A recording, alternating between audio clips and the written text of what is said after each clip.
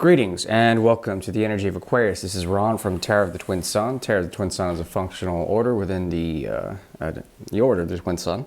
Please take only what you will. We shall be doing a reading for the month of September 2023. There are a buttload of planets in retrograde right now, including Mercury as well as Neptune. Not the easiest of times. You may find that this season is particularly one step forward, two steps back, hard to keep footing and gravitas, gravity, maintaining a sense of gravity and orientation is very difficult. And that's fine. We're going to look into the quantum triangle for the energy of Aquarius. Saturn and the 11th house is open. And yeah, we'll go ahead and get started with a bit of karma first. So karma is merely action. It's nothing more. And action has to be, has to go through within certain societies and certain schools of thought, including the Theosophy Society. There basically is this interesting notion that karma is one of the greatest natural forces on the earth, and rightly so. And the thing is that with the karma houses, the 3, 7, and the 11, and the nature of the elevation of the triplicity of air, there is an interesting sort of detachment when Aquarius fixates on the element of air, detachment. And that is the sort of interesting thing that I find Aquarians to be capable of, this objectivity, the highest form of objectivity. In fact, most people would argue that we are intellectually geared towards this objectivity, especially through the sciences. Science is an objective art, let's say. When it comes to karma, karma is primarily a philosophy. There is a type of cause and effect dialogue that goes with karma. And sometimes it spans lifetimes. The thing that we're looking at now is a moment of time, but also a timelessness that has to do with the cycle of karma. And we're going to look into that now.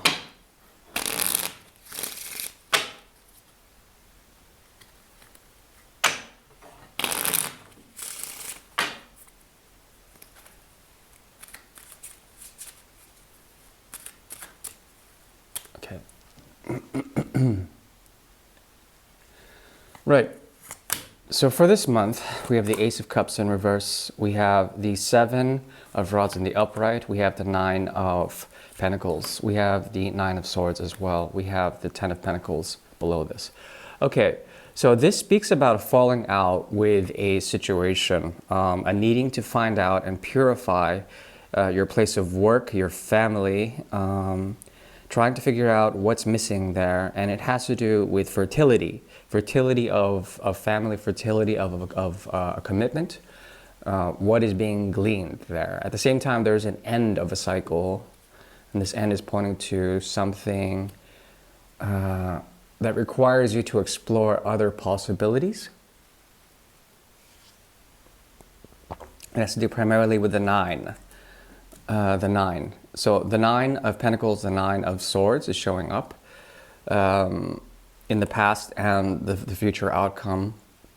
There's a time where at least Aquarius will have to bring up walls to protect their path. Their path right now is about purgation. It's about getting rid of toxic stuff. It's about like finding out what constitutes the cup sequence and also your grounding. You're coming from a place of good health. That's a good thing. There's a structure around you that is supporting you. The natural universe is supporting you. Positive law is supporting you in terms of the natural universal sort of energies. There's a gravity to you, but you are called to go and lift up something, protect your path. And if this path has to do with getting rid of really toxic things, okay, detoxing in some sort of way, it's called to be done here. There also is a retracing of steps as you bring up walls with the 7 of Rods. Okay, because the nine, it brings forward this way of thinking. As an outcome, there's kind of like a need to convert others or to convert yourself into a way of thinking, overthinking, perhaps doing things so that you can understand where you come from, what you've taken away from those experiences. But there's this heightened sensitivity and a lot of thinking and a lot of like scrambled eggs when it comes to thinking. But it changes from the 9 to the 9. So there is a sense of a lot, abundance when it comes to especially the way you project your thoughts, the way you interact with truths or philosophies, the way you garner knowledge. The knowledge is there in the past and the future, but it's very important for you to get rid of perhaps excess knowledge or excess like emotions to attach to those knowledge. These emotions are not necessary for the time being. And that would help you to essentially create this movement towards the 10 of Pentacles primarily. There's a commitment. Okay, hopefully that wasn't too esoteric. Let's go on to the quantum triangle. Now, the quantum triangle is a 6-card spread designed by the order to see particular energies of ascension. You can call it apotheosis, you can call it transformation.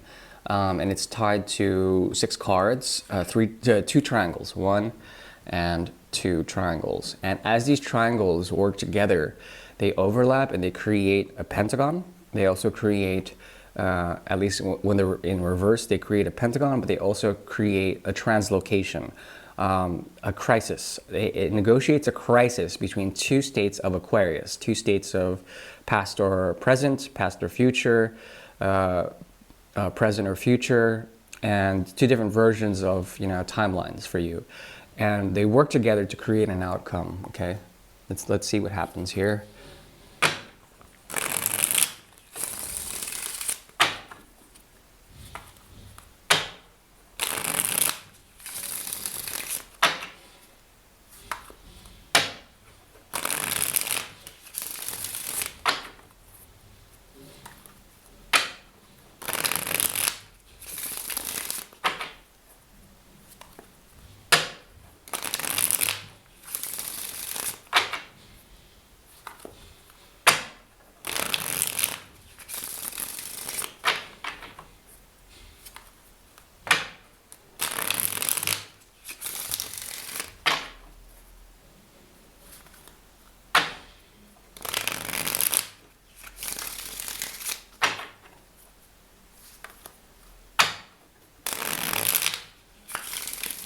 Okay, that's 9. Okay, interesting. Okay, so the 10th house is activated for Aquarius, that's Sagittarius, so Aquarius 11, 12, 1, 2, 3, 4, 5, 6, 7, 8, 9. 10th and 11th houses. So something about the goals, the collective goals. In your mode of ascension, the collective goals are going to come into friction. The energy of Leo is strong here. You're going to be dealing with a lot of egos. These egos come in the form of expectations, and you can convert that using temperance, 1 cup to another, convert and alchemize that. So you're taking essentially the tension or the stress points of a situation where you're collaborating with another person, okay, in this month. And it allows you in the present moment of that month to essentially ascend by converting the expectations to something new. By taking that content, whether it's like melancholy or shadow, and then like converting it through the 11th house. Also 10th and 11th. Saturn's energy is strong here, as well as Jupiter's energy. The teachers are going to help you to work with solar information to convert the expectations. Okay, converting the expectations. In the past, we have here Leo's energy. There's a gate that is at the fortress of Leo, and this gate is like prying open the gate, prying open the gateway. This has to do with Saturn's energy, Capricorn, the ability to have a foundation and then to use that structure and to sacrifice something. This has to do with shadow work in the past. Okay, I'm talking about August, particularly with the Lion's Gate, And it also speaks about taking a corner and ripping it open, taking a corner and like finding the secret passage through the corner of a structure. This allows for you to let your shields down and also allows you to be not so conservative in a way, but it also takes away from your foundation. You have been called to gain the strength in the past to use one of the shadows that you've been hiding and open up a gateway to something. Okay, and this has to do with past work, the past. And the strength is there, temperance is there, and then we have here the Empress in the future position. Now, the interesting thing is that the Empress is mandating the Knight of Swords to go and do some sort of knight errant. The Knight of Swords is a reliable communicator, but not so much in terms of stability. There's a wavering sort of breeziness about the Knight of Swords. And if they are given an errand, they will philosophize on it. They will use their truth to the best of their ability and cut through. The third house is heavily activated. Gemini will be auspicious for you in the future, as well as Mercury's energy. And this allows, through Venus, Mercury and Venus working together, to work on projects to find fertility in new places. But this is the type of fertility that's based through communication, by the probing of words into certain situations to express fertility. Okay, so like there's this really ambitious quality that is like knight errantry, like it's like you are given a mission or given a quest, and there is moving forward into the future with the thought, being able to idealize certain things, being able to voice them in certain ways with certain people, and you are influenced by the grounding of Venus's energy in Taurus to do that, to do those things. Okay. So worshiping, I would say in the future, worshiping Shukracharya, which is basically Venus, the rising and the morning star and the falling star, would be very auspicious for you. Also Mercury somehow works with that, conveying Venus's message through Mercury, okay, in the future. And hopefully when Mercury goes direct, things will alleviate themselves. But I see in terms of ascension for that month, you're going to be able to take the stress and the tension points of any situation where you're trying to collaborate and build something, a metaphorical house or an allegorical house of God, something, anything like that. And it's very important that you do so. It's dharmic, actually. But you have to look to the 10th house, the 11th house to get there through the carrying of the 9th house, 9, 10, 11. Jupiter carries through Saturn's energy. It carries through Saturn's restriction, okay?